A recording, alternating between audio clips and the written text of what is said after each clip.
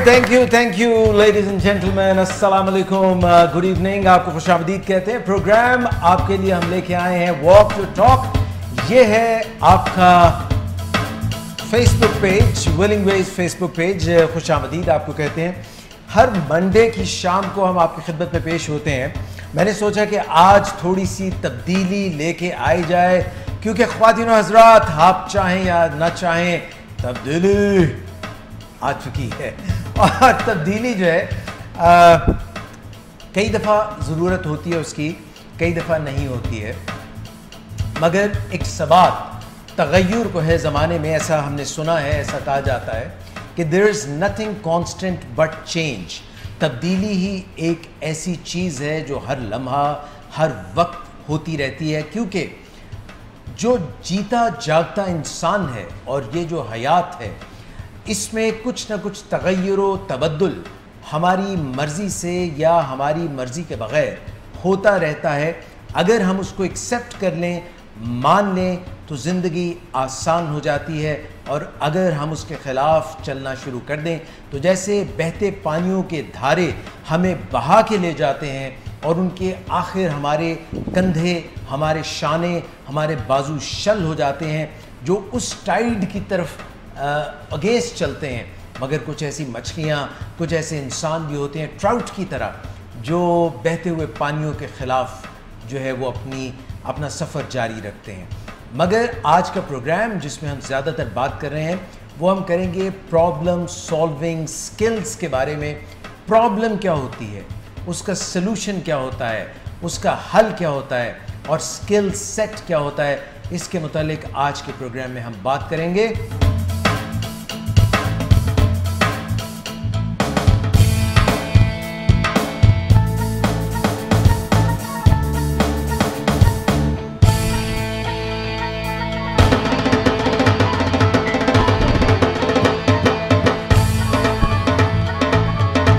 और ना सिर्फ हम इसके मुतालिक बात करेंगे, बल्कि आज हम आपको मिलवा रहे हैं हमेशा की तरह। हमारे साथ सुल्तान साकिब बलोच साहब स्टूडियोज़ में मौजूद हैं। और ये बात सच है कि जैसी इंसान की कंपनी होती है, जैसे लोगों में वो उठता बैठता है, उसका असर ज़रूर होता है। खरबूजे को देख के खरबूजा, और हदवाणे को देख के हदवाना, और आम को देख के आम रंग ज़रूर पकड़ता है, बल्कि ये खरबूजी को देख के खरबूजी भी रंग पकड़ लेती है। सो सुल्तान साकिब बलोच के साथ रहते रहते, जो कि एक बहुत ही ज़बरदस्त इंसान है अबव एवरीथिंग एल्स, और उसके बाद एक अच्छे गायक भी हैं और एक म्यूज़िशियन भी हैं, कंपोज़र भी इनमें एक छुपा हुआ है, और इसके अलावा गाने के अलावा ये लिखते भी हैं। मैं कई दफ़ा इनका इंट्रोडक्शन करा चुका हूँ। तो कीबोर्ड पे हमारे साथ अक्सर आप देखते हैं असद असगर को। और जब भी कोई आप एक्सपर्ट के पास बैठते हैं तो कुछ ना कुछ उससे सीख सकते हैं, और सीखने का अमल इंसान का माँ की गोद से गोर तक जारी रहता है।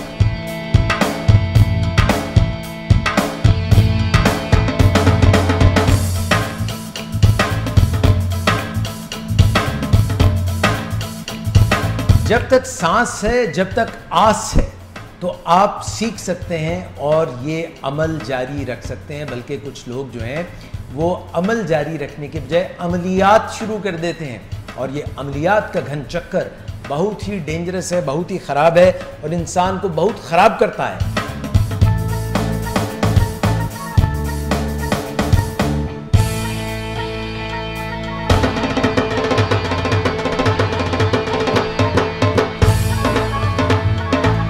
और जनाब, आज हमारे स्टूडियोज़ में और एक शख्सियत भी मौजूद है, और आज एक बहुत ही मज़ेदार गज़ल हमें असद असगर ने कंपोज़ की। वो जा चुके हैं इस वक्त, और इसीलिए कीबोर्ड पे मैंने कब्ज़ा कर लिया आज के लिए।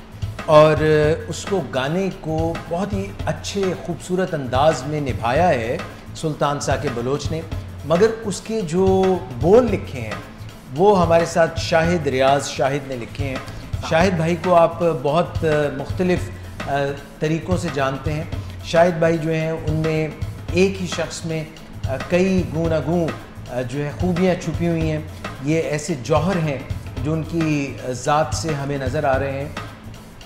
और कहते हैं कि जो हीरा चमकता है उस हीरे को पहले वो एक ऐसी कान में होता है, एक ऐसी माइन में होता है जैसे कोयले की कान में, और जब वहाँ पे बहुत ज़्यादा तपिश हो जाती है, तकरीबन 35,000 सेंटीग्रेड की तपिश हो जाती है और एक ज़माने तक रहती है, तो ग्रेफाइट जिससे कोयला भी बनता है और ग्रेफाइट जिससे हीरा भी बनता है, उस तपिश में वो तप के जो है हीरा बन जाता है। और हीरा जब निकलता है कान में से तो तब भी वो उस तरह से खूबसूरत और चमकता दमकता नहीं होता, बल्कि उसकी तराश खराश की जाती है, उसको 90 कट लगाए जाते हैं, पच लगाए जाते हैं, और फिर उसमें से जितनी भी रोशनी उसमें दाखिल होती है वो चमकती दमकती हुई निकलती है और आंखों को खीरा कर देती है। ये हमारे जो दोस्त हैं शाहिद रियाज साहब, इनको भी ज़िंदगी में बड़े कट लगे हैं और तकरीबन हीरे की तरह ये चमकने लगे हैं। और ये न सिर्फ एक इनमें छुपा हुआ फ़नकार है, इनमें फ़न का एक समंदर ठाठें मार रहा है, बल्कि ये करैक्टर्स भी करते हैं। इन्होंने चचा मियाँ का करैक्टर किया, आपने देखा होगा वो जो टोपी पहन के फुम्मन वाली, उसमें ये करैक्टर करते हैं और जिस करैक्टर में जाते हैं उसमें गर्क हो जाते हैं। और फिर उसके बाद अभी इन्होंने हाल ही में जो है दादा अबू का करैक्टर किया, बहुत ही ज़बरदस्त। और इनके अंदर कई करैक्टर माशाल्लाह छुपे हुए हैं। उसकी वजह यह है कि इनका अपना करैक्टर बहुत ही ढीला, बहुत ही मजबूत है, बहुत ही मजबूत है इनका करैक्टर। मैं बहुत माजरत चाहता हूँ, इनका अपना करैक्टर बहुत ही मजबूत है, जिसकी वजह से ये कई करैक्टर कर लेते हैं और हर करैक्टर में पूरा इंसाफ करते हैं। और दूसरी तरफ ये एक बहुत ही ज़बरदस्त कार्टूनिस्ट हैं, कैरिकेचर बहुत ही ज़बरदस्त करते हैं। और अब हमें पता चला है कि ये माशाल्लाह गालिब, दर्द और मीर तकी मीर को पीछे छोड़ते हुए इन्होंने गज़ल लिखी है, और गज़ल ऐसी लिखी है कि जो सीधी जाके दिल पर असर करती है। और आज के प्रोग्राम में हमने इनसे बातचीत करने के लिए इनको भी दावत दी है। तो शाहिद रियाज, शाहिद भाई मैं प्यार से कहता हूँ इनको, शाहिद भाई आपको आज के प्रोग्राम में हम खुशामदीद कहते हैं। ज़रा थोड़ा सा बल्ले बल्ले हो जाए।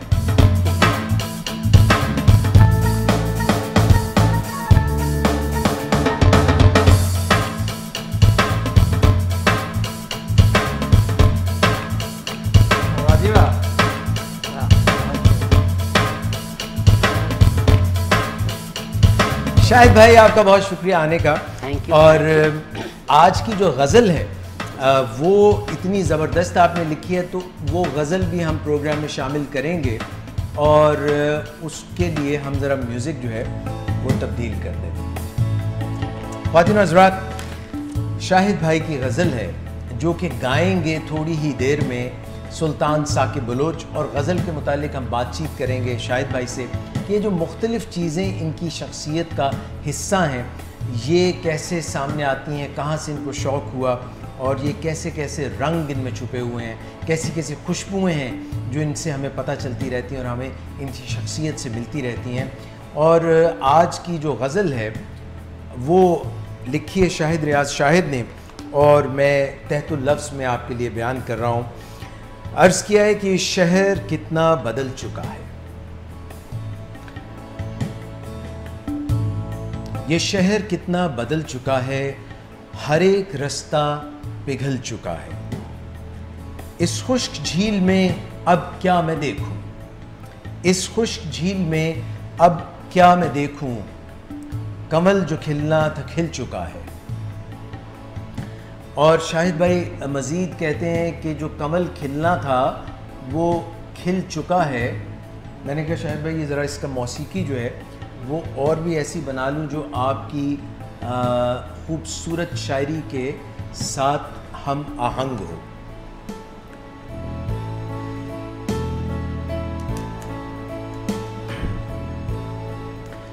ख़वातीन हज़रात, ये शहर कितना बदल चुका है, हर एक रास्ता पिघल चुका है। इस खुश्क झील में अब क्या मैं देखूं, कमल जो खिलना था खिल चुका है। ये कच्ची मिट्टी पे कैसी जलथल, ये कच्ची मिट्टी पे कैसी जलथल, शायद कोई बादल मचल चुका है। मुझे ज़िंदगी का हौसला देने वालों, ये दम अब बिल्कुल निकल चुका है। चिकनी राहों पे चलते चलते हर एक मुसाफिर फिसल चुका है। ये रंगी शामें, ये हसीन चेहरे, पर दिल तो कब का बहल चुका है। पी के अब नहीं लड़खड़ाता, शाहिद कितना संभल चुका है। शाहिद भाई, ये आपने जो गज़ल लिखी है इसका ख्याल आपको कैसे आया? और आपको तो पता है कि जब मैं गज़ल पे तबसरा करूँगा तो इसमें शरारत भी होगी। बिल्कुल जी। तो फरमाइए कि ये गज़ल का ख्याल कैसे आया? मैं जैसे आपको पता है कि शायरी करता रहा, यहाँ मज़ाहिया शायरी भी करता रहा हूँ चचा मियाँ के रूप में जी। तो थोड़ी मैं सीरियस भी शायरी करता हूँ। मैं हो सका तो अभी आपको एक अपना पसंदीदा शेर भी सुनाऊँगा, अगर आप कहेंगे वो ज़बरदस्ती नहीं कि भाई सुने। ज़रूर। तो ये है कि मेरे जहन में वैसे ये ख्याल आया कि क्यों ना मैं गज़ल भी लिखूं, और बल्कि कुछ मैंने इसके अलावा भी लिखी हुई हैं। तो फिर वो मैंने लिखा और फिर मैंने सुल्तान साहब से रब्ता किया, क्योंकि यहाँ ऑलरेडी ये सिंगिंग के तौर पे ये काम करते थे जी। तो फिर वो मैंने इन्हें दिखाया तो इन्होंने उससे और अच्छे अंदाज से बयान किया। तो मैंने कहा फिर आप ये मुकम्मल गाएं। मैंने तो फिर इन्हें पूरी ही गज़ल ही पूरी गज़ल ही दे दी। मैं कहा अब ये आपके हवाले है। ठीक। तो शायद भाई, ये जो आपने पहला मिसरा लिखा है, ये शहर कितना बदल चुका है, हर एक रास्ता पिघल चुका है, इसमें ये जो अभी बारिश हुई थी शहर में और शहर धुल सा गया, बदल सा गया, और लोग भी बदलाव की बहुत बात करते हैं। आपके ख्याल में शहर बदलते रहते हैं, दिल बदलते रहते हैं, लोग बदलते रहते हैं, और रास्ते कैसे पिघल जाते हैं? हमें तो ये पता था कि मोमबत्ती पिघल जाती है, हमें तो ये पता था कि मोहब्बत में लोगों के दिल पिघल जाते हैं, तो ये रास्ते कैसे पिघल गए, ये शहर कैसे बदल गए? देखें जी, रास्ते जो हैं उनके मुतल्लिक साफ़ पता है कि ये जून मई जून के महीने में पिघल जाते हैं, जैसी सड़कें बनती हैं।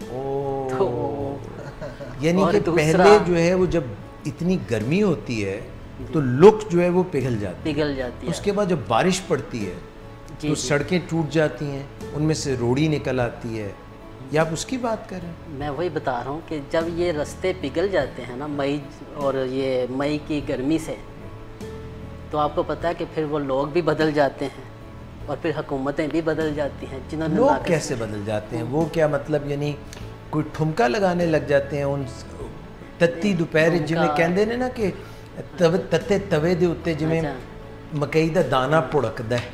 जी जी बिल्कुल, उस तरह लोग ही पुड़कदे ने सड़कों पे। खैर मैंने तो खैर दूसरी बात की थी कि सियासी तौर पे लोग बदल जाते हैं। ये जो होते हैं मतलब आप जैसे आप देखें सियासी वफादारियाँ बदल लेते हैं, सियासी वफादारियाँ बदल जाती हैं। फिर इस तरह ये इसमें ये आपने बताया नहीं, ये तो खैर इसमें देखें मैंने एक ज़िंदगी का फ़लसफ़ा अच्छा, फिर बताया। उससे आगे जो फ़लसफ़ा है खुश्क झील में आपने देखना शुरू किया। जी जी, आपको अपना अक्स भी नज़र आया है, मगर आपने कहा कि भाई जो चांद चढ़ना सी चढ़ गया, उसको आपने दूसरे पे राय में कहते हैं कि आपने कहा जो कमल खिलना था खिल चुका है, भाई जो होना सी हो गया है।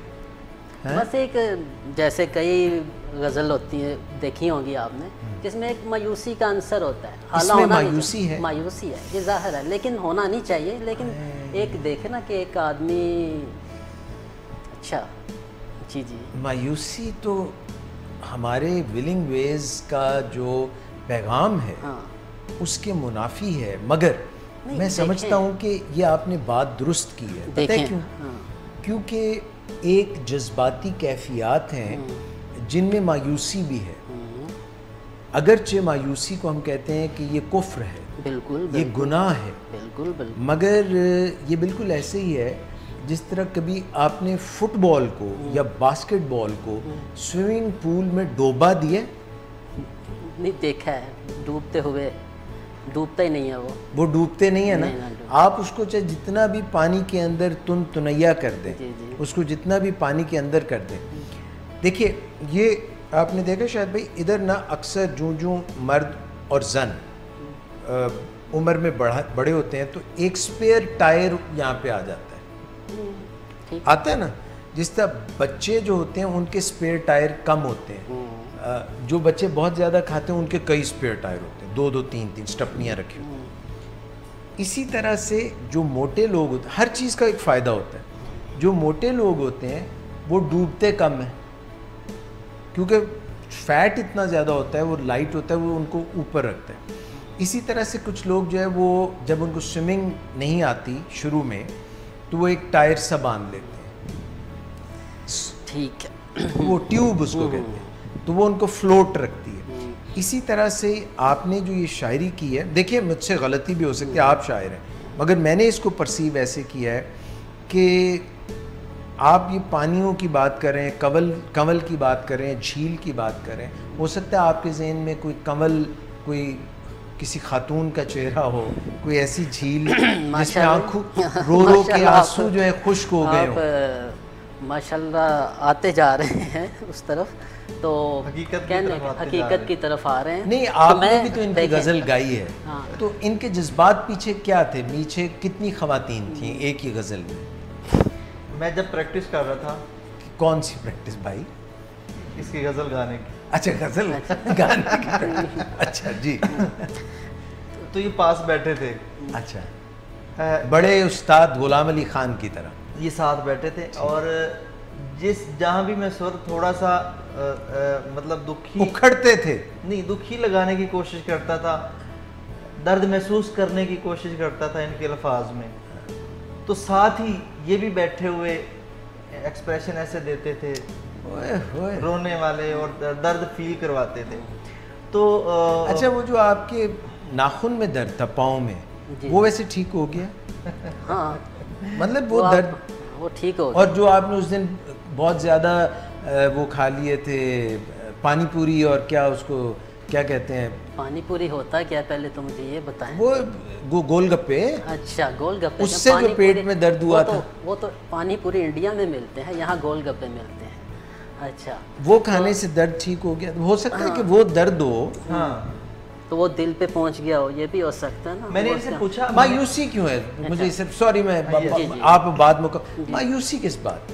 देखें डॉक्टर साहब, एक अगर परवीन की शादी हो गई और आपने कसम खाई थी उसके साथ जीने मरने की, तो उसने भी तो कसम तोड़ दी ना, अब मायूसी का है कि? ये पोइट्री में परवीन कहाँ से आ गई, मुझे ये नहीं पता। मतलब उसने भी तो वादा खिलाफी कर दी ना। देखें जी सुल्तान साहब, मेरे तो परवीन पे मुतल्लिक कुछ लिखा ही नहीं, और ये कहाँ से आ गई परवीन? अच्छा चले, मैं तो परवीन की नहीं बात होगी, बानो की बात होगी। सरकार आप जिसे मर्जी ले आए, मैं क्या कह सकता। अच्छा चले, आप आज ना परवीन की बात करें ना बानो की बात करें। आप ये बताइए कि नाहिद ने जो वादे किए थे निभाए कि नहीं? कौन नाहिद कौन है? अच्छा, सब कुछ भूल ही गए। ये शहर कितना बदल चुका है, ये शाहिद कितना बदल चुका है। आपने ही बदल दिया है शाहिद को। मायूसी तो बता दें का है। अच्छा, वही तो मैं बता रहा हूँ कि ये देखें, ये एक वैसे जैसे गेम होती है ना, आदमी गेमें करते रहे आप बस। यार शायद भाई, ये हमारे साथ आपने कुछ और वहाँ आप गेमें करते रहे यार, ये ठीक नहीं है शायद भाई। इस गजल का आप आखिरी शेर पर हैं, ठीक है? सीधा ही? हाँ, सीधा ही पर। लो जी आखिरी शेर। हाँ, लो जी, बिलिंग वेज में ख्वातीन और हज़रात, हम हमेशा ये कहते हैं कि अल्कोहल और ड्रग्स, इन दोनों से बचो, इनके करीब ना जाओ। पार्टी हो, अकेले हो, दुख हो, तब भी ड्रग्स, अल्कोहल, शराब के करीब नहीं जाना। और अगर कोई सेलिब्रेशन करनी है तब भी इसके करीब नहीं जाना, क्योंकि क्या पता किसके अंदर मेटाबॉलिक एरर हो और वो इस दलदल में फंस जाए। तो शाहिद भाई ने इसके आखिर में अपनी गज़ल में लिखा है कि ठीक है अब नहीं लड़खड़ाता, ठीक है अब नहीं लड़खड़ाता, क्योंकि शाहिद कितना संभल चुका है। मैंने ऐसे नहीं लिखा था, चले अब आपने ऐसे सुना दिया। सुना दिया, नहीं लिखा था, जैसे आपने पढ़ दिया। आप बताइए।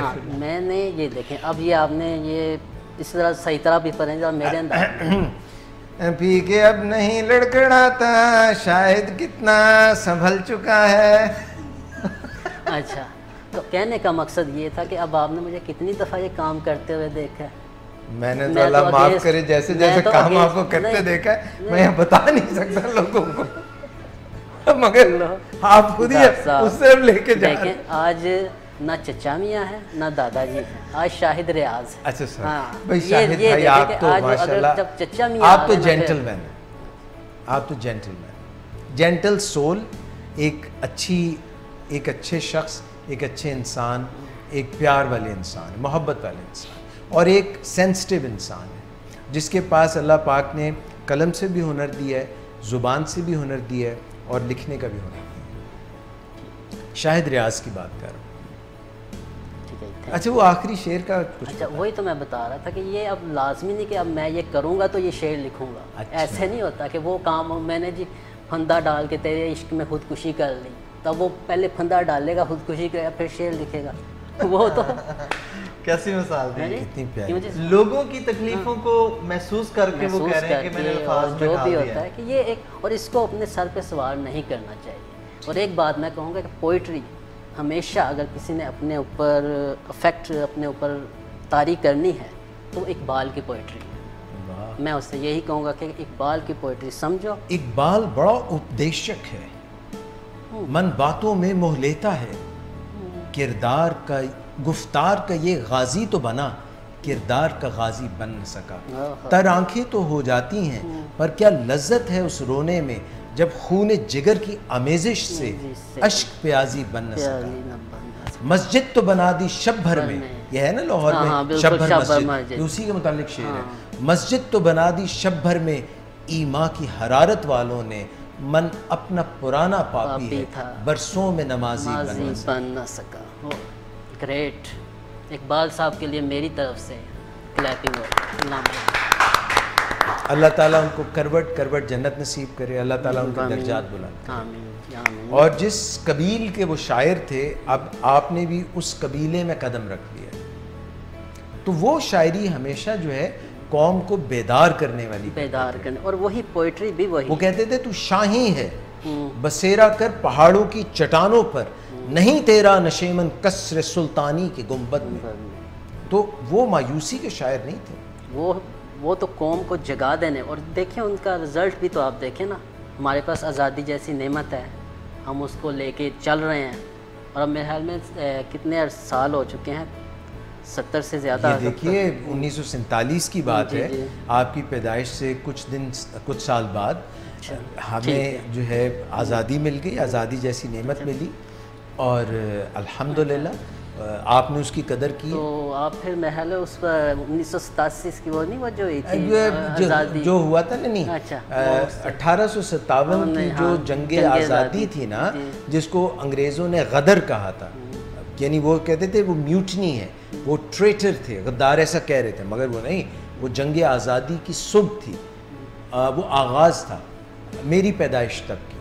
अच्छा अच्छा। यानी पैदाइश से मुराद ये जिस्म की नहीं, वो जो उन लोगों का जज्बा था ना, जो खमीर था, वही मेरे अजदाद। शायद वो कायद आज़म ने कहा था ना सुल्तान साहब एक दफ़ा के पाकिस्तान तभी इनको कहा था, नहीं है पुराने, ये भी हम सबको ही कहा था। अच्छा, कि वो बच्चों को कि पाकिस्तान तभी बन गया था जब पहला मुसलमान बर्रे सगीर में आया था, तो मैं तब वो आपके लिए ही कहा था। अल्हम्दुलिल्लाह। और मैं समझता हूँ कि मेरे लिए बहुत बड़ी ऑनर की बात है कि आपने ये मुझसे मंसूब कर दिया। मैं शायद भाई आपसे ना ये इस वाक़े पे एक वाक़या ख़वातीन हज़रात जो मेरी नज़र से गुज़रा, उसकी सदाकत मैंने अभी क्रॉस चेक नहीं की, मगर उसने मुझे हिला के रख दिया।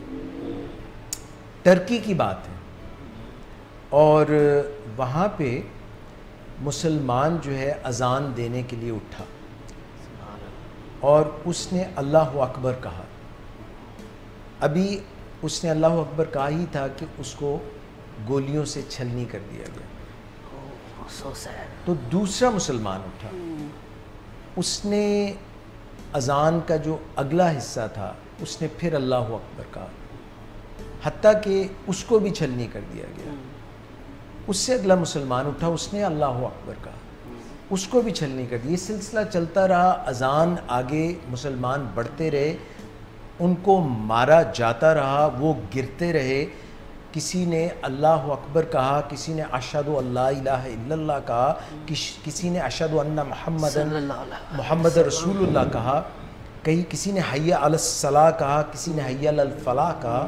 वो कहते रहे और गिरते रहे, हत्ता के अज़ान मुकम्मल करने के लिए 22 लोगों ने अपनी शहादत दी और अजान मुकम्मल की।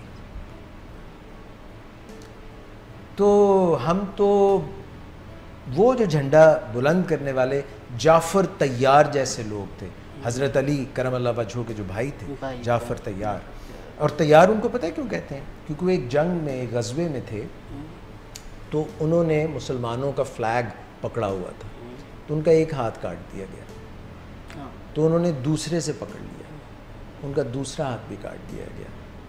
तो उन्होंने कोशिश की कि मुंह से पकड़, मगर फिर उनकी शहादत हो गई। तो अल्लाह रसूल अल्लाह ने उनको कहा कि उनके यहाँ तो हाथ काट दिए गए मगर अब उनके पास पर हैं। ही इज़ लाइक तैयार, मतलब परिंदे की तरह है वो, जो जैसे फरिश्तों के पर होते हैं इस तरह।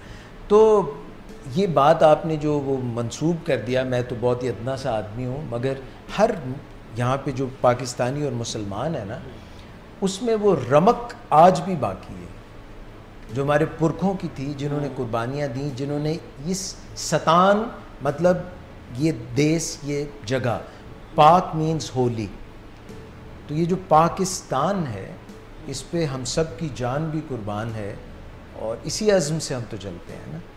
मगर इसको अगर बदलना है ना तो वो किसी लीडर ने नहीं फ़कत बदलना, लीडर ज़रूरी होते हैं। जैसे हमारे मुसलमानों में बहुत से लीडर आए माशाल्लाह, बड़े बड़े लीडर आए, और भी ममालिक में और भी जगहों पे आए, मगर इसको मैंने, आपने, सब ने अपने अपने तय इंडिविजुअली, जब हम बदलेंगे तब ये सब बदलेगा। जबरो इस्तबदाद का मौसम कब बदलेगा? जब हम बदलेंगे तब बदलेगा, हम नहीं बदलेंगे तो ये नहीं बदलेगा। तो बात ज़रा सी सीरियस हो गई सुल्तान भाई, इन्होंने मेरे दुखती रग पे हाथ रख दिया शाहिद भाई ने, क्योंकि शायर आदमी है ना। तो मैं ये चाहता हूँ कि हमें आज आप जो है ना इनकी ये गज़ल जो है ये सुनाएं। तो ख़वातीन हज़रात, हम जो है सुल्तान भाई से भी रिक्वेस्ट करेंगे और अपने प्रोड्यूसर साहब से भी कहेंगे कि हमें जो इतनी ज़बरदस्त शाहिद भाई ने गज़ल लिखी है और सुल्तान साकिब बलोच ने गाई है, और हमारे जो साथी हैं असद अस्कर, उन्होंने कंपोज़ की है, ये बिल्कुल सुनाई जाए। और जब गज़ल से हम वापस आएंगे तो फिर आज के टॉपिक पे हम बात करेंगे कि प्रॉब्लम सॉल्विंग स्किल्स क्या होती हैं, मसले मसाइल क्या होते हैं और उनका हल हम कैसे तलाश करते हैं। और मैं ये भी कहूँगा कि अगर आप फ़ोन तैयार कर लें तो हम फ़ोन कॉल्स भी ले सकते हैं। सो ladies and gentleman, right now the ghazal from written by Shahid Riaz Shahid and sung by Sultan Saqib Baloch.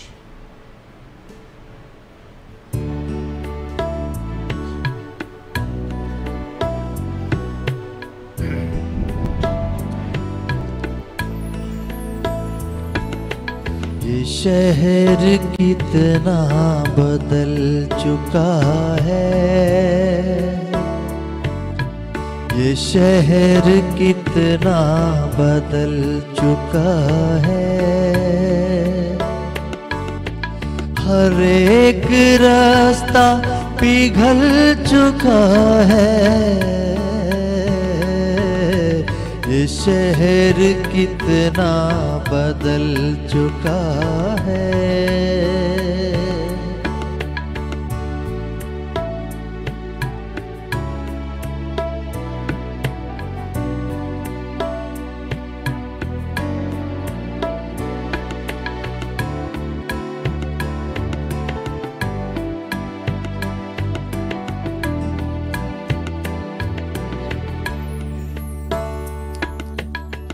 चिकनी राहों पे चलते चलते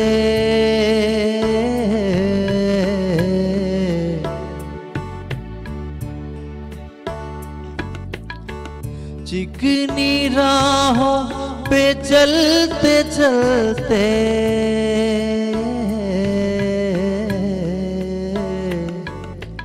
हर एक मुसाफिर फिसल चुका है ये शहर कितना बदल चुका है।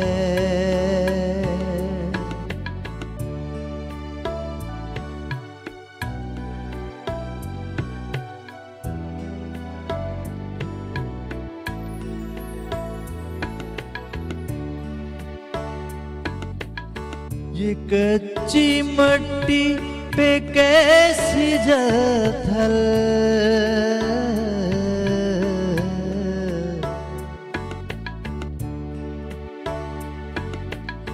ये कच्ची मट्टी पे कैसी जलथल,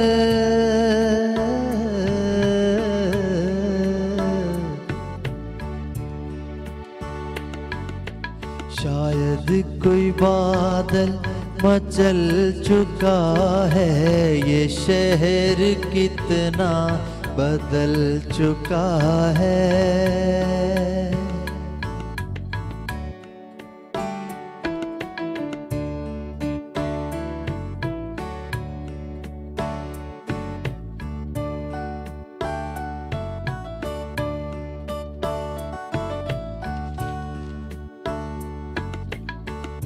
ये रंगीन शाम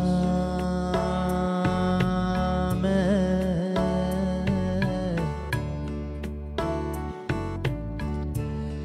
रंगीन शाम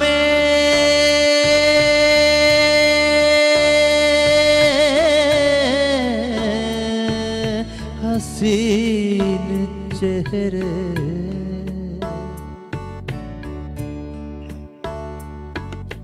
रंगीन शाम हसीन चेहरे,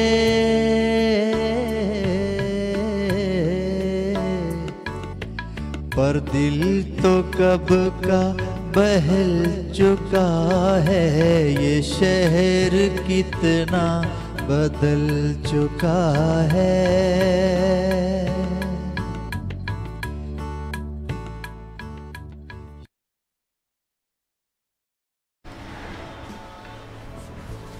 वेलकम बैक ख़वातीन हज़रात।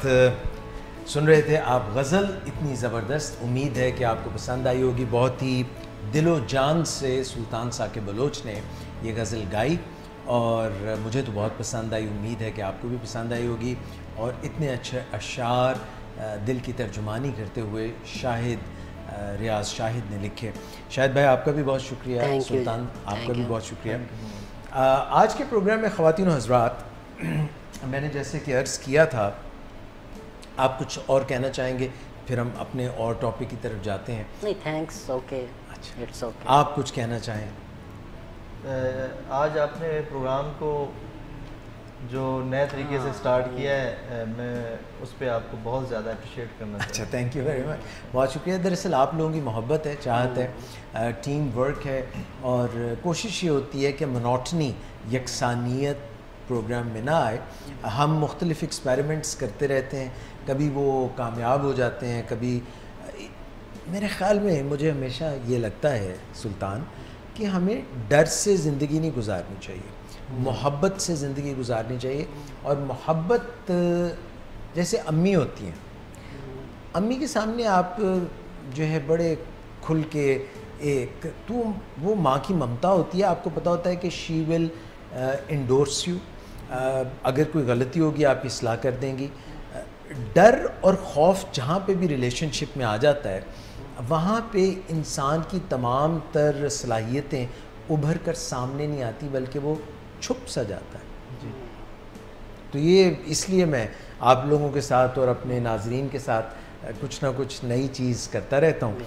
और देखिए, मुझे कोई इस पर दस्तरस हासिल नहीं है। उस दिन रात को मैं आपके पास बैठा और मैंने कहा यार सुल्तान थोड़ा सा मुझे सिखाएं कि ये किस तरह से होता है।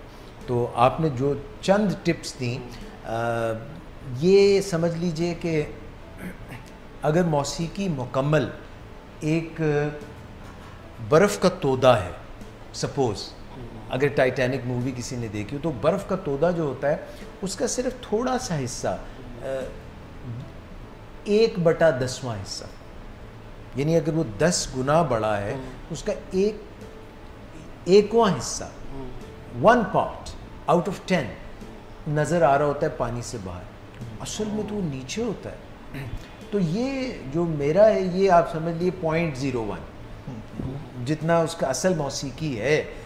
तो मैंने कहा चलो यार, आगाज़ तो आपको पता है छोटे छोटे पाँव से बच्चा भी करता है ना।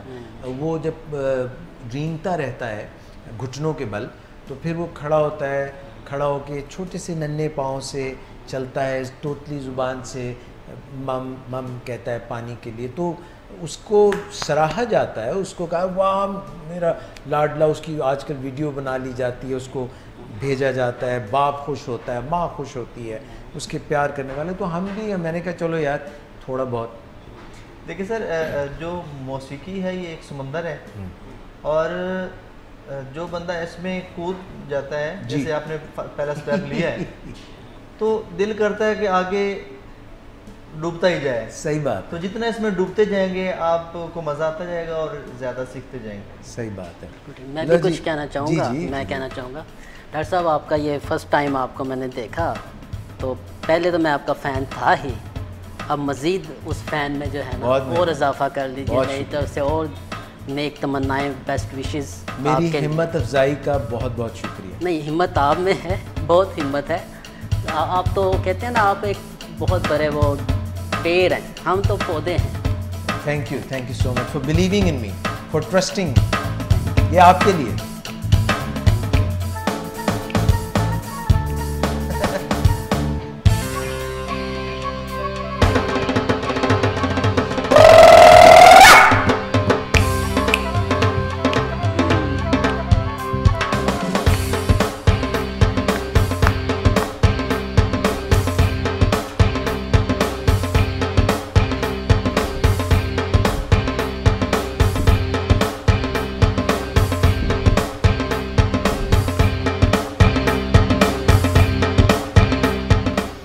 ख्वातीन हज़रात, आपकी आमद का प्रोग्राम में शिरकत का बहुत शुक्रिया। शाहिद भाई आप भी हमारे साथ हैं, और सुल्तान साकिब बलोच भी, और तमाम हमारे देखने वाले विलिंग वेज फेसबुक पेज पे हम आपको खुशामदीद कहते हैं। एक सवाल है आप दोनों के लिए, वन बाय वन।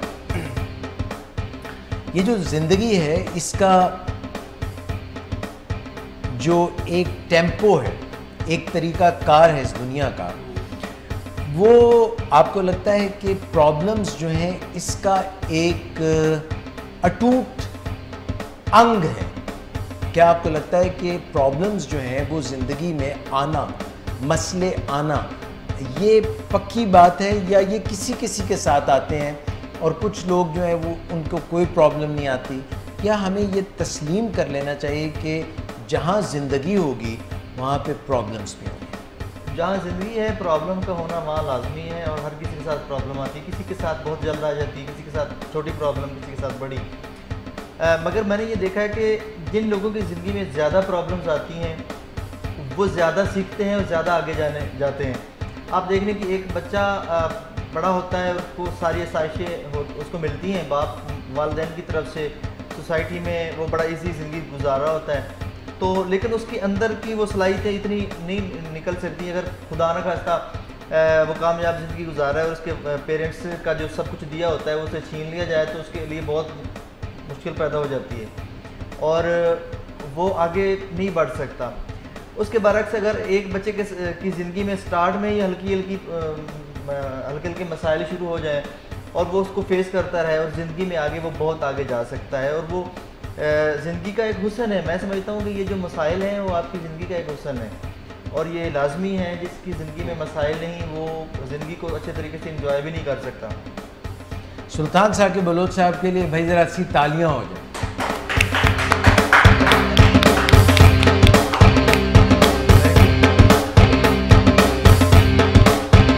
आप लोगों ने ताली बजाई।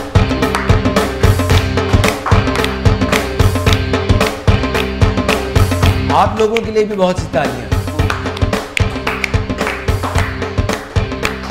अच्छा जी, शाहिद भाई आप बताइए कि आपका इसके मुतालिक क्या ख्याल है कि ये जो प्रॉब्लम्स हैं ये हमें मायूसी के अंधे कुएं में धकेल देती हैं या हमें उभरने का एक मौका देती हैं? देखें जी, एक जगह मैंने सुना था, एक डायलॉग कह लें फिल्म का, कि वो खेल, वो डायलॉग की तरह बोल के दिखा। वो नहीं, वो लेडीज़ ने बोला, मैं वैसे बोल नहीं सकता।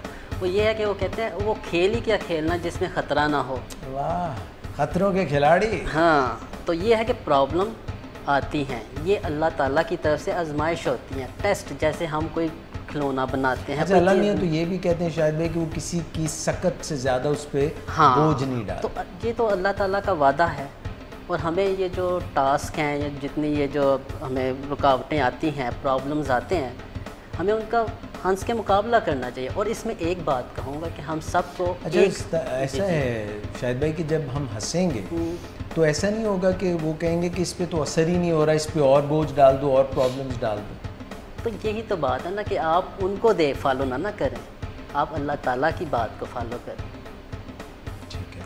और दूसरी बात यह है कि कोई भी मुसीबत आए, चाहे मुल्क पे आए, घर में आए, ऑफिस में आए, उसमें सबको एक रहना चाहिए। मैं ये कहता हूँ किसी टाइम 1 और 1 11 तो सुना है, 1 और 1 22 भी होते हैं।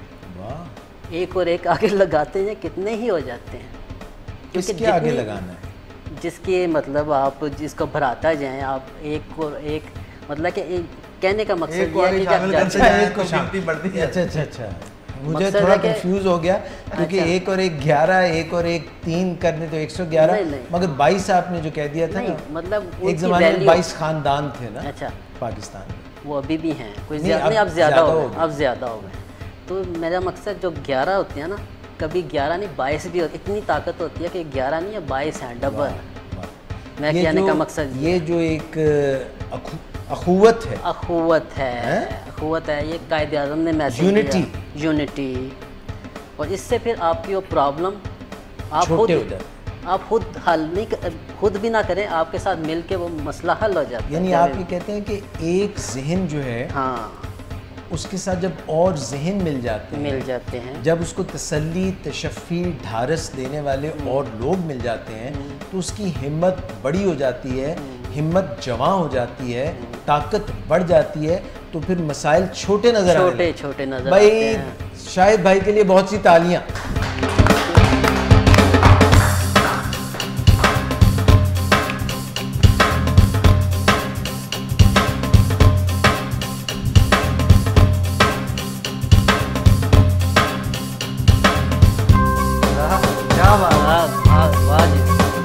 बहुत खूब, बहुत खूब।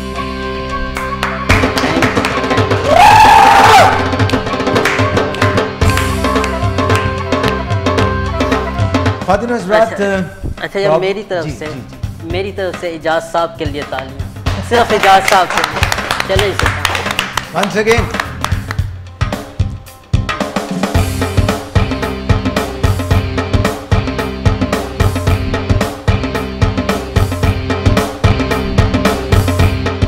बहुत शुक्रिया, थैंक यू वेरी मच। फातिमा हज़रात, ये जो अभी सुल्तान भाई बात कर रहे थे, बच्चों की बात कर रहे थे कि कई दफ़ा माँ बाप जो है वो बच्चों को मुश्किलात से बचा के रखना चाहते हैं। उनके दिल में ये बात होती है कि हमारा लाडला, हमारी लाडली जो है, इसको धूप भी ना लगे, इसको तत्ती हवा भी ना लगे। चूज़े होते हैं ना, मैं कासिम अली शाह साहब की बातें भी सुन रहा था जब मैं इस टॉपिक के मुतालिक बातचीत पर गौर खौज कर रहा था, तो मैंने उनकी भी कुछ बातें सुनी और वो भी जिक्र कर रहे थे कि जिस तरह से ये जो अंडा होता है ना मुर्गी का, मुर्गी उसको सीती है, 21-22 दिन उसके ऊपर बैठती है। और अब तो इंक्यूबेटर्स का ज़माना आ गया है, अब तो ये चीज़ें देखने को कम मिलती हैं, मगर पुराने लोग जो गांव में रहते थे और अभी भी, तो जब 21-22 दिन गुजर जाते हैं तो कुछ अंडे टूटने लगते हैं।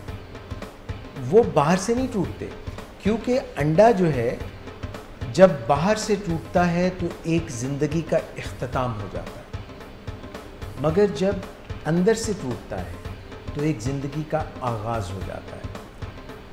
जब हम मुश्किलात हम पे आती हैं और ये ज़िंदगी का एक पैटर्न है कि मुश्किलात तो आएंगी। वो कहते हैं ना कि क्या समंदर की सैर को जाएं हम, कहा समंदर की सैर को जाओ तुम, कहा तूफ़ान का डर है, कहा तूफ़ान तो होगा, कहा मस्जिद में नमाज पढ़ने जाएं हम, कहा मस्जिद में जब नमाज पढ़ने जाओ तुम, कहा शैतान का डर है, कहा शैतान तो होगा, कहा कि पेशावर जाएं हम, बोलते पेशावर जाओ तुम, बोला पठान का डर है, कहा पठान तो होगा। तो जिंदगी में आप जो भी करेंगे मुश्किलात तो आएंगी। सिर्फ मुर्दा है जो अकड़ जाता है और उसको कोई मुश्किल नहीं आती, क्योंकि ज़िंदगी जो है अब आगे बढ़ती नहीं। ज़िंदा शख्स के अंदर तो बीमारी भी आ सकती है, मुश्किलात भी आ सकती हैं।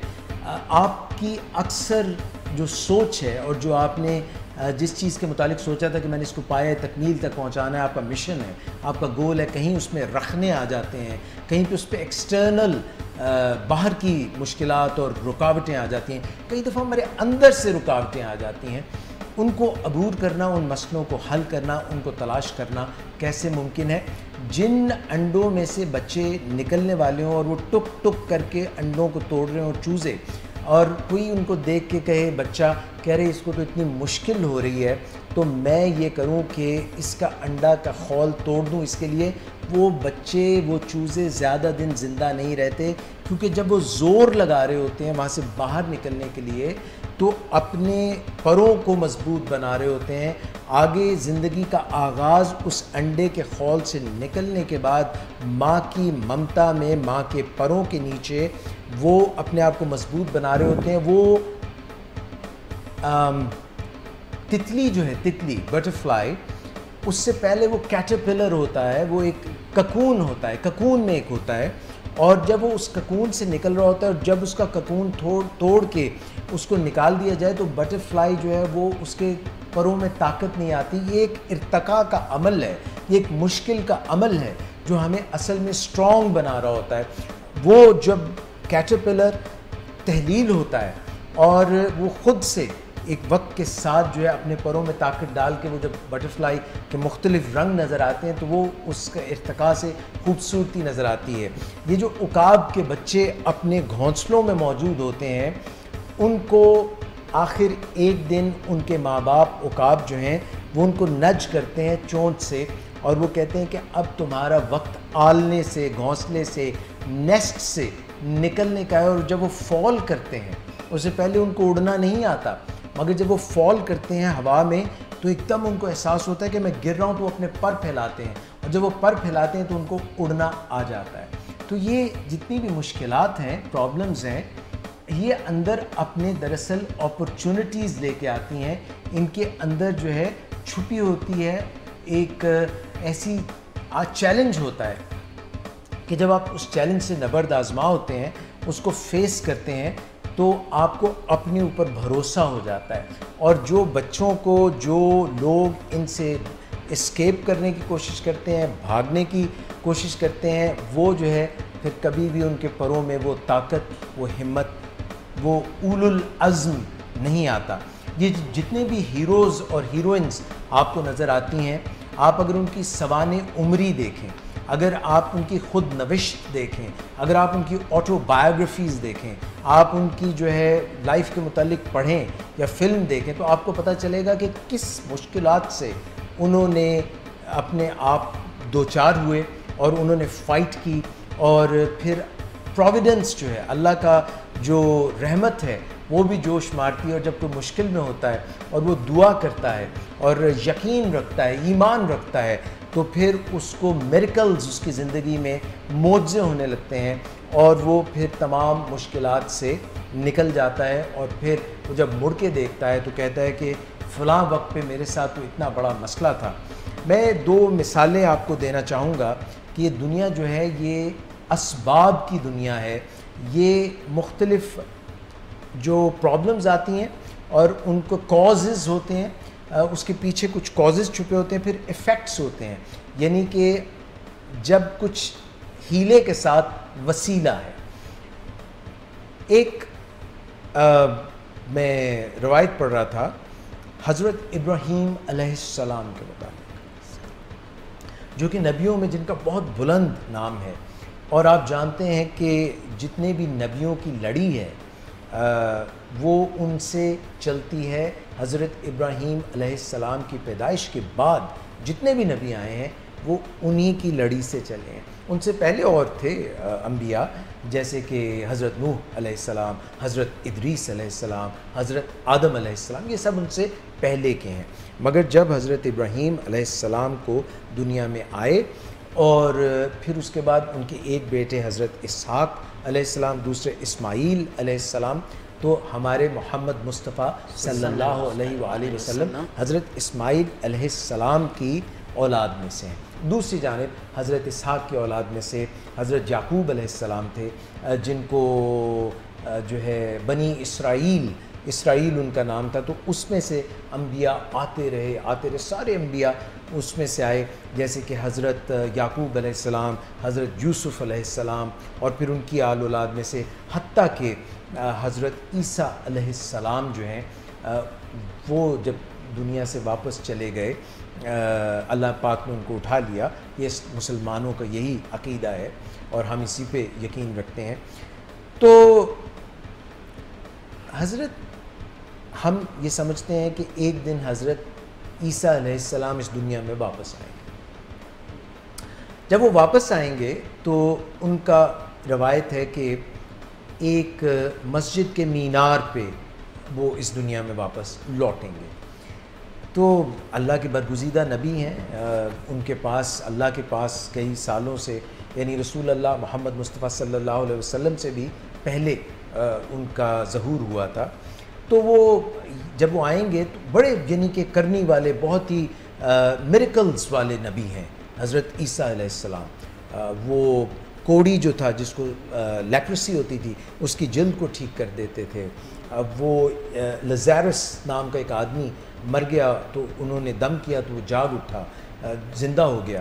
तो इस तरह के बहुत से वाक़यात हैं। वो दमे ईसा, यानी उनके पास अल्लाह ताला ने बहुत सारे, पंघूड़े में थे, बच्चे थे तो बोलने लगे, तो बहुत से मेरिकल्स थे उनके पास। और अल्लाह जब उनको वापस भेजेंगे तो एक मीनार के ऊपर वो आएंगे, और उस मीनार पे आने के बाद वो लोगों से कहेंगे कि सीढ़ी लाओ ताकि मैं इस मीनार से नीचे उतरूँ। तो लोग बड़े हैरान होकर कहेंगे कि ईसा अलैहिस्सलाम, आप तो इतने बड़े नबी हैं, तो आप वहाँ से यहाँ तक आ गए, तो अब आपको सीढ़ी की ज़रूरत है। तो वो कहेंगे कि ये असबाब की दुनिया है, यहाँ पे प्रॉब्लम्स हैं और प्रॉब्लम्स का हल हमने इस दुनिया के अंदर रहते हुए तलाश करना है। वो तो अल्लाह है, वो तो मिरेकल भी कर सकता है, वो तो ऐसा कर सकता है जो हमें समझ ना आए कि कैसे हुआ है, यानी कि मुख्तलिफ़ चीज़ें जुड़ी कैसे हैं हमें समझ नहीं आती, कि वो कहता है कुन फ़यकून और हो जाता है। मगर हम इंसान जो हैं वो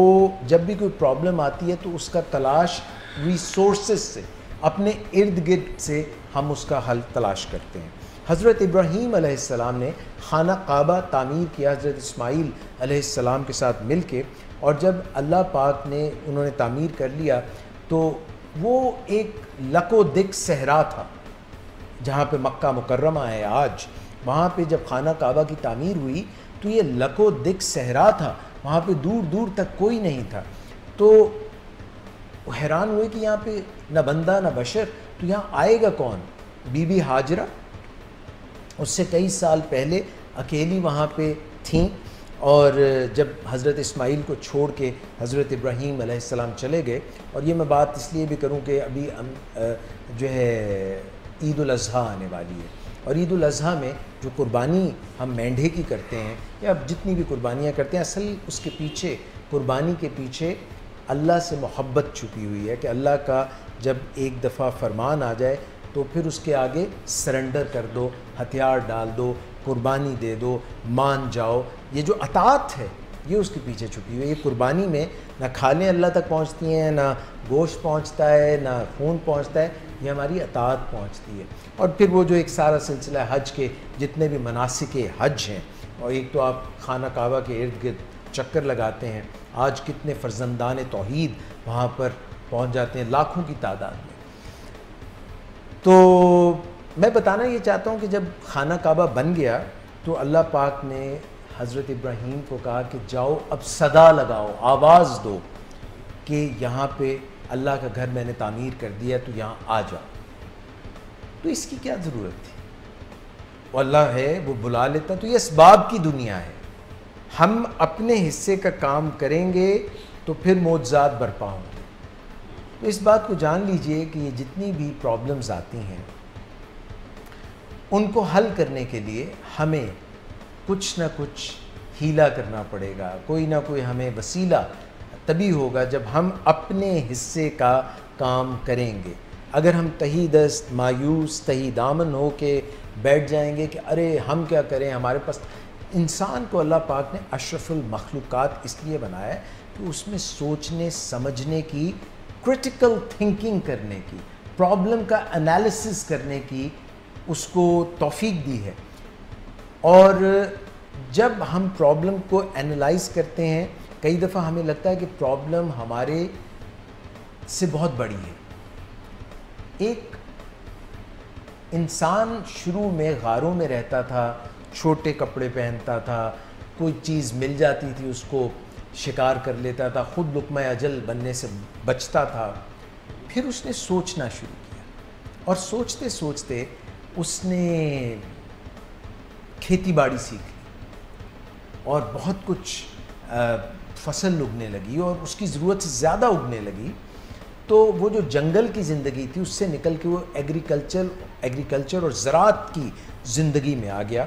और फिर जब इतना ज़्यादा लोगों की ज़रूरत से ज़्यादा यील्ड आने लगी, पैदावार आने लगी, तो फिर उसने इंडस्ट्रियलाइजेशन में, सनत के दौर में कदम रख लिया और प्रोडक्टिविटी और बढ़ गई, नौकरियां और बढ़ गई।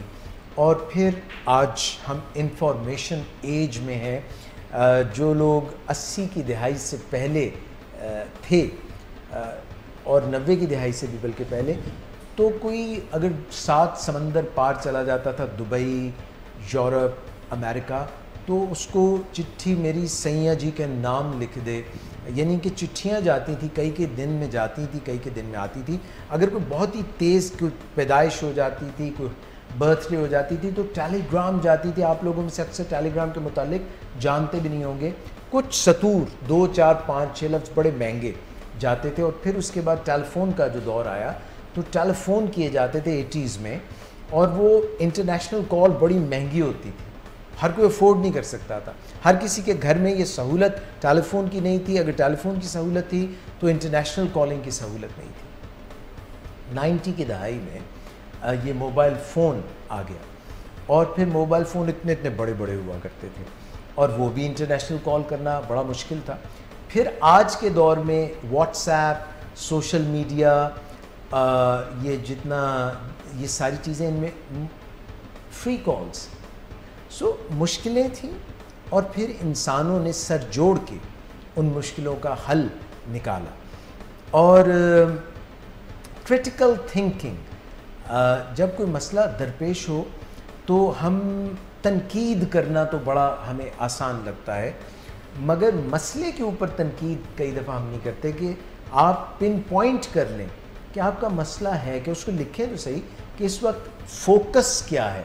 आपने देखा है कि जब हमारे पास अदसी शीशा होता है, मैग्नीफाइंग ग्लास होता है, और वो हम पेपर पर डालते हैं तो सारी सूरज की किरणें मरकूज़ होकर उस पर आ जाती हैं और वो पेपर जलने लग जाता है। तो इसी तरह से मसला अगर आप पहले उसको स्पेसिफाई कर लें, आप उसको रूल आउट कर लें, डॉक्टर के पास जब कोई पेशेंट आता है तो वो सिम्टम्स से, उसकी इंस्पेक्शन से देख के, उसको हाथ लगा के, पैल्पेशन से, और उसको ऑस्कल्टेट करके और उससे हिस्ट्री लेके ये जानने की कोशिश करता है कि मसला है क्या, और फिर उसको डायग्नोज करता है। और फिर उसका डायग्नोसिस अगर दुरुस्त हो और फिर वो टेस्ट्स की मदद लेता है, मुख्तलिफ टेस्ट कराता है, लेबॉर्ट्री के टेस्ट कराता है, और फिर उसको डायग्नोज करके अगर तीर बा हदफ सही उसको अद्वियात देता है, या अगर एक जिस्म का हिस्सा है कैंसरस है, उसमें कोई प्रॉब्लम है, तो उतना हिस्सा बज़ाहिर लगता है कि बड़ा जुल्म और सख्त है, अगर उसको सही वक्त पे फिंसी को फोड़े में से वो निकालेगा नहीं, जहर नहीं निकालेगा, वो पस नहीं निकालेगा, तो ये फैल जाएगा। ये कैंसर जो है वो पूरी बॉडी को, तो पहले डायग्नोज करना। आप वकील के पास जाते हैं, वो आपकी बात सुनता है, वो ये तय करता है कि आपके पास जो है कानून की कौन सी शिकों की खिलाफ वर्जी हुई है। आप किसी भी तरफ चले जाएं, हमें हिस्से बखरे करने पड़ते हैं। जब हमें प्रॉब्लम बहुत बड़ी पहले नज़र आती है, उसको जब तक हम डायसेक्ट नहीं कर लेते, उसको छोटा करने की ज़रूरत होता है। हम तो जो है उसके एक हजूम के तहत घबरा जाएंगे कि इतना बड़ा प्रॉब्लम हम कैसे हल करें। बट ये मोबाइल फ़ोन के अंदर कितने पुर्जे हैं। ये ऐनक कभी किसी ने बनाई थी, ये मोबाइल फ़ोन, ये जो मैं आपसे कम्युनिकेट कर रहा हूँ, ये कभी ख्वाब था, कभी नामुमकिन था, इम्पॉसिबल था। जब टेलीविज़न ईजाद किया गया तो लोग कहते थे कि ये कभी पॉपुलर नहीं हो सकेगा, ये अवामुन्नास तक नहीं, ये ख़वास तक रहेगा, ये अवामुन्नास तक नहीं पहुँचेगा। मगर आज आप जानते हैं कि हम उससे भी, ये छोटी सी एक चीज़ में सारी इल्म और कम्युनिकेशन और जाने क्या क्या भरा हुआ है। इसी तरह से आप जो क्रिटिकल थिंकिंग करते हैं, चीज़ों के हिस्से बखरे करते हैं, जब एंग्जाइटी होती है, आपने अपनी नींद का ख्याल रखना है। जब नींद कम होगी तो आप टेंस हो जाएंगे। आपने अपने खाने पीने का ख्याल रखना है। आप जब सही नहीं खाएंगे, भूख होगी। एक फॉर्मूला है जिसको कहते हैं हॉल्ट। हंग्री हैं आप, एंग्री हैं आप, लोनली हैं आप, टायर्ड हैं आप। अगर आप थके हुए हैं, आप बुझे हुए हैं, लोनली हैं, अकेले हैं, आप मायूस हैं, आप डिप्रेस्ड हैं, आप जो है अगर भूखे हैं, और अगर आपको गुस्सा में हैं, या आप एंग्जाइटी में हैं, आप टेंस हैं, स्ट्रेस्ड आउट हैं, तो आप मसले का हल नहीं कर सकेंगे। आप परेशान हो जाएंगे, आप लोगों से उलझ पड़ेंगे। 7 habits of highly effective people का अगर हम जिक्र करें तो उसमें टू बिगिन विद, हम अगर प्रोक्रेस्टिनेट करें, जमूद का शिकार रहें, हम कहें अच्छा कर लांगे, कल हो जाएगा, परसों हो जाएगा, नहीं, आप शुरू करें। Longest journey begins with the first step. पहला कदम उठाएंगे तो इंशाल्लाह आपको रास्ते का इख्तिताम नज़र नहीं आता, मगर जब आप चलना शुरू करते हैं, गली का नुक्कड़ से मोड़ मोड़ते हैं, तो आपको अगला रास्ता नज़र आता है, फिर उससे अगला रास्ता नज़र आता है। ये जो होराइजन्स हैं, ये जो उफ़्क हैं, उफ़्क, ये आप जब एक उफ़्क पे पहुंचते हैं, आपको फिर आफाक नज़र आते हैं। शिप जब ट्रैवल करता है तो उसको सारा कोर्स, अपना आखिरी डेस्टिनी, मंजिल नहीं पता होती। जहाज़ जब उड़ता है उसको आखिरी डेस्टिनी नहीं, वो आहिस्ता आहिस्ता नेविगेट करते हुए, ऑन कोर्स रहते हुए, पायलट की मदद से, एक्सपर्ट की मदद से वो आगे बढ़ता है। इसलिए आगाज़ करना बहुत ज़रूरी है। ये जब हम जामिद साकित हो जाते हैं और आगे नहीं बढ़ते, हिम्मत तोड़ देते हैं, तो मसला हल नहीं होता। Begin with the and in mind. फिर ये रखें कि हमने जो भी मसला है उसको बड़ा नहीं करना, हमने मसले का हल करना है, हमने उसके गोल ओरिएंटेड, आप ये देख लें कि आपने क्या हल निकालना है, पहले जहन में रखें, उसका नतीजा क्या निकलेगा, अंजाम क्या निकलेगा, कॉन्सिक्वेंसेस क्या होंगे। Begin with the and in mind. और फिर आप प्रायोरिटाइज़ कर लें। सारी चीज़ें मुमकिन नहीं। आप देखें आपके पास रिसोर्सेज क्या हैं, स्वॉट एनालिसिस इसको कहते हैं। आप देखें आपकी स्ट्रेंथ्स क्या हैं, आपके तालीम क्या है, आपके इर्द गिर्द लोग कैसे हैं, आपका माहौल कैसा है, आपका कल्चर, सकाफ़त, वो किन चीज़ों को तरवीज देती है, वो किन चीज़ों को अलाउ करती है। सारे ज़माने से लड़ने की ज़रूरत नहीं है। आप देखें आपकी स्ट्रेंथ क्या है, आपकी वीकनेसेस क्या हैं, जो कमज़ोरियाँ हैं उनको संभलते हुए रास्ते में आप चलें। ऐसे रास्ते मत चुनें जो बहुत मुश्किल हों, जो आपकी कमर तोड़ दें। आपने अगर जो है हिमालय सर करनी है तो उससे पहले आपको छोटी छोटी पहाड़ियाँ, ये शिमला पहाड़ी लाहौर की जो है उसको सर करना पड़ेगा। आपको अपने आप को मजबूत बनाने के लिए सुबह वॉक करनी पड़ेगी, डिस्टेंस रनिंग करनी पड़ेगी। सो अपनी स्ट्रेंथ्स देखिए, आपकी ताकतें क्या है, जेनेटिक, आपको जीनियाती तौर पे अल्लाह ने क्या चीज़ें दी हैं, आपकी तालीम ने क्या दिया है, आपके पास हुनर क्या है, और फिर मसले को हल करने की कोशिश करें। आपका अपॉर्चुनिटीज़ क्या हैं, आपके पास इस मसले में छुपी हुई क्या क्या, अगर आप इस की गर्दो गुबार को हटा देंगे तो आप जानेंगे कि इसके अंदर तो बहुत सारे ऐसी मौके छुपे हुए हैं, उन मौक़ों से आप फ़ायदा उठा सकते हैं। और थ्रेट्स क्या हैं? आपकी नकब तो नहीं लग सकती, आप जो काम करने जा रहे हैं उसके लिए अभी आप अहलियत भी रखते हैं या नहीं, कहीं इतना बोझ तो नहीं है कि आपकी कमर टूट जाएगी। आप जब भी कोई मसले का हल तलाश करें तो प्रायोरिटाइज़ कर लें, वक्त को देख लें, आपके पास वक्त कितना है, अपने गोल को लिख लें। आपको चाहिए कि प्रोज एंड कॉन्स लिख लें, एक तरफ अपनी जो कुछ आपके दस्तरस में है उसको लिख लें, दूसरी तरफ जो आप नहीं चाहते हैं उसको लिख लें। इस तरह से आपको क्लैरिटी मिलेगी। लोगों से डिस्कस करें, छुपाएं मत, छुपाने से मसले कारपेट के नीचे करने से हल नहीं होते। लोगों से डिस्कस करें, उन लोगों से डिस्कस करें जिन पर आपको ईमान है, यकीन है, जो आपको यकीन है कि आपकी मदद कर सकते हैं, उनसे आप जो है डिस्कस कर सकते हैं मसले। और ना सिर्फ ये बल्कि आप जो है इसमें हमेशा सोचें कि मैं ख़ुद भी जीतूं और दूसरे भी जीतें। जब आप फ़कत अपने आप को जिताने की कोशिश करते हैं तो मसला हल नहीं होता। थिंक विन विन, खुद भी जीतें और दूसरों को भी जिताने की कोशिश करें।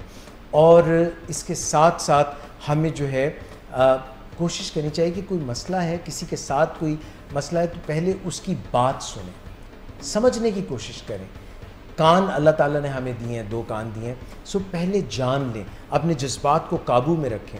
जज्बात में काबू को रखते हुए आप पहले दूसरे की बात सुनें और फिर बोलें। कई दफ़ा हम पहले बोल पड़ते हैं और मसला सुलझने की बजाय और उलझ जाता है। फिर उसके इर्द गिर्द अपने देखें एक्सपर्ट्स कौन हैं, आपके तरफदार कौन हैं, उनके साथ मिलकर जिस तरह से अभी शाहिद भाई बता रहे थे 1 और 1 11 होते हैं, सिनर्जी से काम लें। आप देखें कि कौन लोग आपके मददगार हो सकते हैं।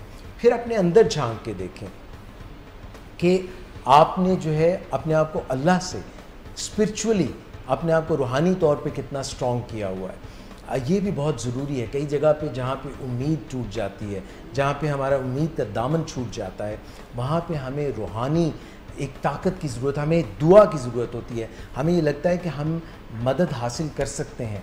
और फिर उसके बाद जो है आप अपनी फ़िज़िकली अपने आप को स्ट्रॉन्ग करें। आप अपनी नींद का ख्याल रखें, अपने खाने पीने का ख्याल रखें, आप अपनी एक्सरसाइज का ख्याल रखें। ये बहुत ज़रूरी है। अगर हमारा जिस्म तवाना होगा तो फिर मसाइल से हम इतनी जल्दी जो है घबराएंगे नहीं।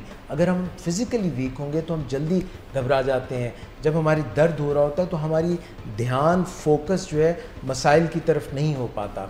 फिर उसके बाद आप अपने रिलेशनशिप पे गौर करें और फिर आप टाइम मैनेजमेंट को देखें कि कितने वक्त आपके पास है और उसमें आप कैसे मसले को हल कर सकते हैं। मेंटल फैकल्टीज़ अपनी को बढ़ाते चले जाएं, क्योंकि जिस सतह पर मसला दरपेश होता है उसी सतह पर आप मसले का हल नहीं निकाल सकते हैं। उससे जब आप ऊपर जाते हैं, चाहे किसी की मदद से, चाहे गूगल की मदद से, चाहे पढ़ के, चाहे अपने आप को टाइम दे के, तो फिर बड़े बड़े मसले जो साइंसदानों को पहले समझ नहीं आते थे, ये जो न्यूटन के लॉज ऑफ मोशन हैं, आज हमें आसान लगते हैं मगर कभी ये भी समझ नहीं आते थे और लोगों के अकायद बड़े गलत थे।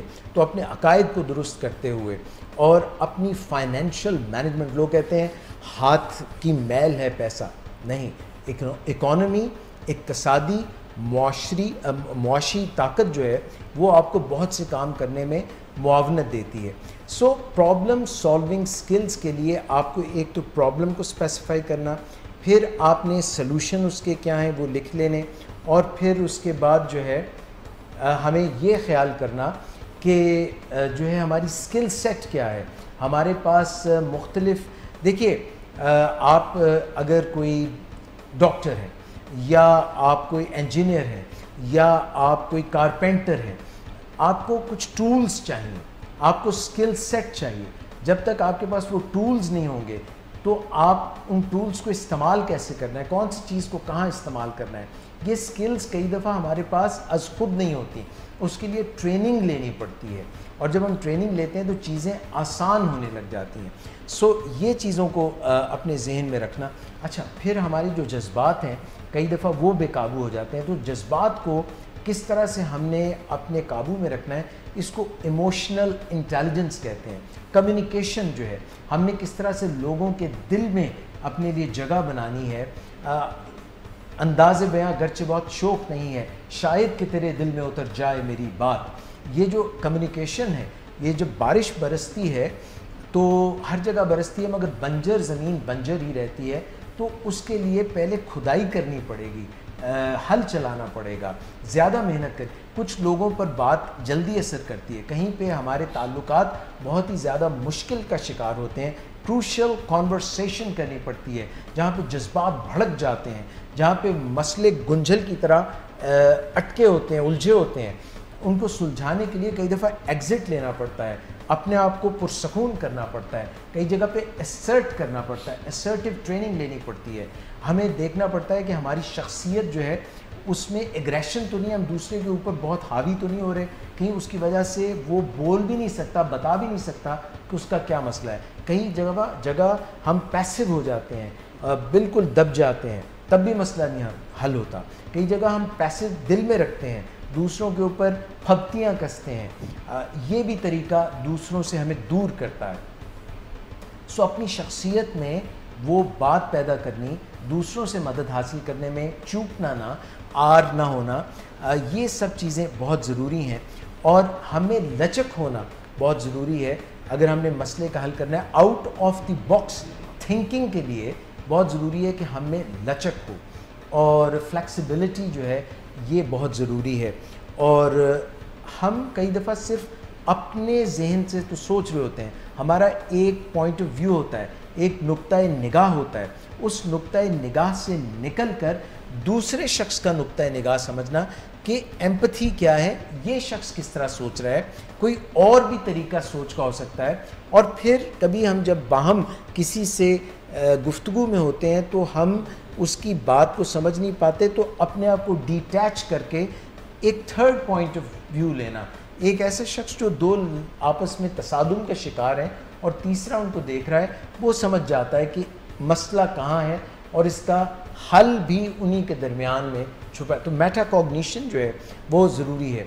फिर मैंने जैसे अर्ज़ किया कि सोशल कैपिटल, आपके इर्द गिर्द जो सोशल कैपिटल है, आपके जो दोस्त हैं, अजीज़ व अकारिब हैं, रिश्तेदार हैं, एक्सपर्ट्स हैं, उनको बरूए कार लाना, ये मसले के हल के लिए, प्रॉब्लम सॉल्विंग के लिए बहुत ज़रूरी है। और फिर जो है एक और चीज़ जो इंतहाई ज़रूरी है वो ये है कि चीज़ें जब बहुत ज़्यादा मुंतशिर होती हैं, जैसे कमरे में हर चीज़ फैली हुई है, ऑर्गेनाइज्ड नहीं है, तो उसको ऑर्गेनाइज़ करना, एक तरतीब देना, ये बहुत ज़रूरी है। और फिर प्लान करना कि मेरा पहला कदम ये होगा। आप एक लंबे सफ़र पे निकल रहे हैं तो आपको एक अटैची केस लेना होगा, आपको वीज़ा लगवाना होगा, आपको अपनी टिकट कटवाना होगा, आपको कुछ ज़्यादा राह चाहिए, आपको नकदी चाहिए, आप ठहरेंगे कहाँ, ये प्लानिंग बहुत ज़रूरी है। जितनी भी प्रॉब्लम्स हैं, जितनी भी कॉम्प्लेक्स प्रॉब्लम्स हैं, कई जो हैं वो इंडिविजुअल इनफरादी तौर पे हल होती हैं, कई जो हैं वो ऑर्गेनाइजेशंस हल करती हैं, कई सिस्टम्स हल करते हैं, कई जो हैं वो गवर्नमेंट हुकूमतें हल करती हैं, कई जगहों पे यूनाइटेड नेशंस की मुख्तलिफ़ कंट्रीज़ की ज़रूरत पड़ती है। फिर उसके बाद जैसे मैंने पहले किया कि इस तमाम तर चीज़ में हम कई दफ़ा बोझ महसूस करते हैं, क्योंकि इंसान कमज़ोर है। इस बात को मान लेना कि हम कमज़ोर हैं, तो अपने जज्बात को मुतहर्रिक भी करना और उनको कंट्रोल भी करना, और देखना कि मैं इस वक्त आपे से बाहर तो नहीं हो गया, मेरे जज्बात जो हैं वो मेरे मसले को सुधार रहे हैं या मज़ीद उलझा रहे हैं। कई दफ़ा हम फ़ौरन दूसरे पर टूट पड़ना चाहते हैं, हम फौरी रिस्पॉन्स देना चाहते हैं, नहीं, थोड़ा सा डिले कर लें, थोड़ा सा तत्ता ना लें, उसको ठंडा होने दें। रिस्पॉन्स इनहिबिशन बहुत ज़रूरी है। और मैंने जिस तरह पहले कहा कि पहले से फ़ैसला कर लें कि मुझे इसका हल क्या निकालना है, अच्छा हल क्या है, विन विन हल क्या है, लूज़ विन नहीं कि मैं तो जीत जाऊँ दूसरा हार जाए, या हम दोनों ही हार जाएं, हम तो डूबे हैं सनन तुमको भी ले डूबेंगे। इस तरह का हल नहीं होना चाहिए। और कई दफ़ा एक चीज़ पर हमें तवज्जो मरकूज़ करने के लिए मेडिटेट करना पड़ता है, तपस्या करनी पड़ती है, हमें अपना अटेंशन स्पैन बढ़ाना पड़ता है कि एक मसले को किस तरह से हम अपने साथ कई दिन तक रखते हैं, और जब सुबह होती है, शाम होती है, कई दिन गुजरते हैं तो वो मसला फिर ज़्यादा साफ़ और शफाफ नज़र आने लग जाता है। और जैसे मैंने आपको कहा कि याददाश्त जो है हमारी, उसको बरूए कार लाना, क्योंकि experience is what you get when you don't get what you want. कई दफ़ा तजुर्बा जो है वो हमें बहुत सारी चीज़ों के मुतालिक बताता है कि किस तरह से हमने प्रॉब्लम जो है उसको हल करना है। और अच्छी बात यह है कि ये जो इस दुनिया का तरीक़ा कार है, ये जो सज़ा और जज़ा है, ये प्रॉब्लम के हल में छुपी हुई है। जब हम प्रॉब्लम को आसान तरीके से, बेहतरीन तरीके से हल करते हैं तो उसमें हमें जज़ा मिलती है, हम पहले जैसे नहीं रहते। उसका फ़ायदा हमें भी पहुंचता है, हमारे प्यारों को भी पहुंचता है और इस दुनिया के बाद भी पहुंचता है। और जब हम गलत तरीके से तोड़ फोड़, मार कुटाई, दंगा मुश्ती, गाली गलोच, नेगेटिव मनफी तरीके, जोड़ तोड़, ये जोड़ की दुनिया है। जब हम तोड़ पैदा करते हैं तो फिर इसके नताइज अच्छे नहीं निकलते। सो प्रॉब्लम सॉल्विंग स्किल्स के ये जो एक बर्फ़ का तोदा है, ये जो एक पूरी चीज़ है, उसकी सिर्फ मैंने टिप ऑफ द आइसबर्ग को छूने की कोशिश की है कि शायद कि तेरे दिल में उतर जाए मेरी बात।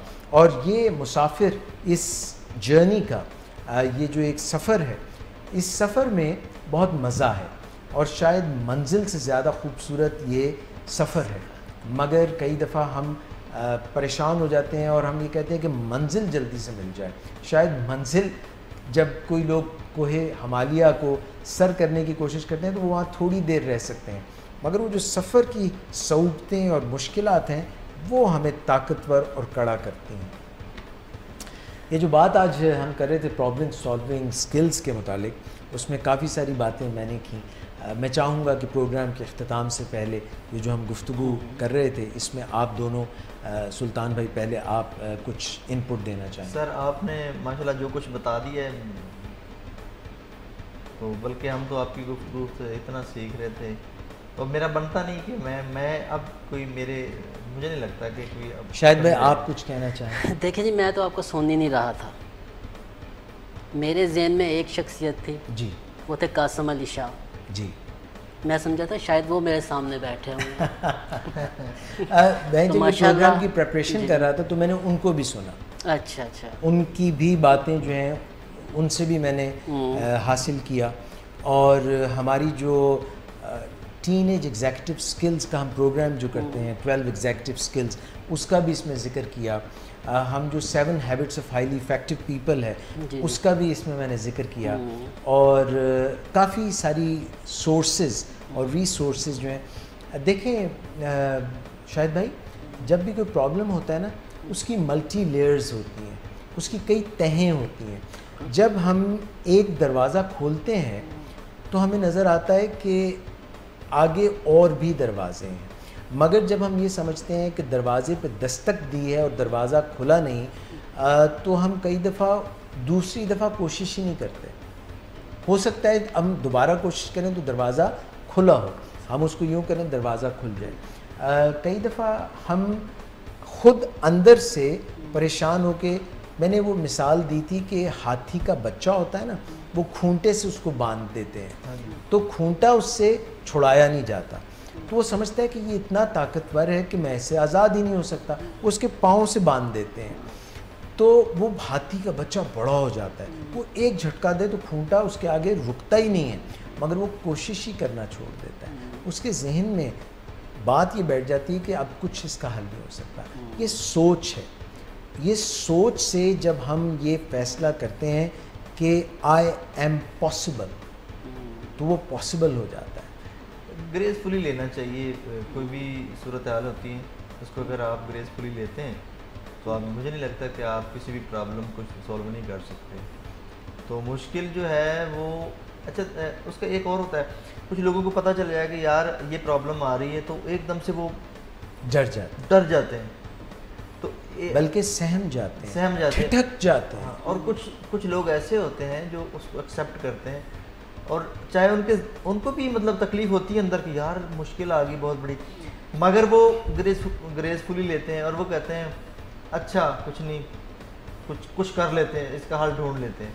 तो अगर आप पॉजिटिव लेके चलेंगे और किसी भी चीज़ को आप नेगेटिव नहीं लेंगे तो आस, उम्मीद, यकीन, ईमान, तयक्कुन, अल्लाह पे भरोसा, दुआ और इंसानों के साथ बाहमी मोहब्बत के जज्बात और फियर से निकलना, डर और खौफ अपने अंदर का ज़ायल करना और मोहब्बत के दरिया को बहा देना, इससे निकलते हैं बहुत से हल। और इसकी जो उल्टी तरफ है उसमें दलदल है, मुश्किलात हैं। और कोई भी बच्चा अल्लाह ताला पैदा नहीं करता जिसको बर्थडे गिफ्ट्स दे के नहीं भेजता, मगर वो बर्थडे गिफ्ट्स रैप पर में ही पड़े रहें, उनको अनरैप ही ना किया जाए तो फ़ायदा क्या। बिल्कुल ठीक। आपका शायद रियाज शाहिद बहुत शुक्रिया, थैंक यू सो मच, बहुत अच्छा लगा। और आपने जो गज़ल लिखी और जिस तरह से सुल्तान साकिब बलोच ने सुनाई और बहुत मज़ा आया। आज के प्रोग्राम में आप दोनों शख्सियात का प्रोग्राम में आने का बहुत बहुत शुक्रिया। ख़वातीन हज़रात, आज के प्रोग्राम में प्रॉब्लम सॉल्विंग स्किल्स, प्रॉब्लम मसला, उसका हल और स्किल सेट कि कैसे हल करना है इसके मुतालिक, और क्रिटिकल थिंकिंग कि किस तरह से आप अपनी सोच को बजाय लोगों पर तनकीद करके जो आप जब उसके अंदर देखते हैं, स्वॉट एनालिसिस करते हैं कि आपकी स्ट्रेंथ्स क्या हैं, वीकनेसेस क्या हैं, अपॉर्चुनिटीज़ क्या हैं, थ्रेट्स क्या हैं, कहाँ से आप अपने अंदर ताकत पैदा कर सकते हैं। तो जब ये ताकत एक दफ़ा पैदा हो जाती है, ये इनर्शिया टूट जाता है, तो फिर अल्हम्दुलिल्लाह वक्त के साथ साथ हम बड़े बड़े मसाइल को हल कर सकते हैं। ये महीना है अगस्त का, 14 अगस्त 1947 को हमें आज़ादी मिली। आज पाकिस्तान मुख्तलिफ़ मसाइल का शिकार नज़र आता है, मगर ये 22 करोड़ आवाम मिलकर अपनी तकदीर अपने हाथों में लेके बदल सकते हैं। हम बदलेंगे तब सब बदलेगा। और अगर हम सोचते रहेंगे कि कोई रेड राइडिंग हुड, कोई शहज़ादा कोई वाइट हॉर्स पे, यूनिकॉर्न पे आएगा और हमारी तकदीर बदल देगा, तो शायद ये मुश्किल हो। आप अंदर झांक के देखिए, अल्लाह पाक ने आपको तमाम बर्थडे गिफ्ट्स दिए हैं, and you have all the problem solving skills. Don't criticise people but criticise the problem and you will reach to the heart of its solution. अपना बहुत ख्याल रखिएगा। आज के वॉक योर टॉक से डॉक्टर एजाज कुरैशी को इजाज़त दीजिए। इंशाल्लाह फिर मुलाकात होगी, और भंगड़े डालते रहिए, ज़िंदगी में आसानियाँ पैदा करते रहिए। आप आसानी पैदा करेंगे, हम बदलेंगे तो सब बदलेगा।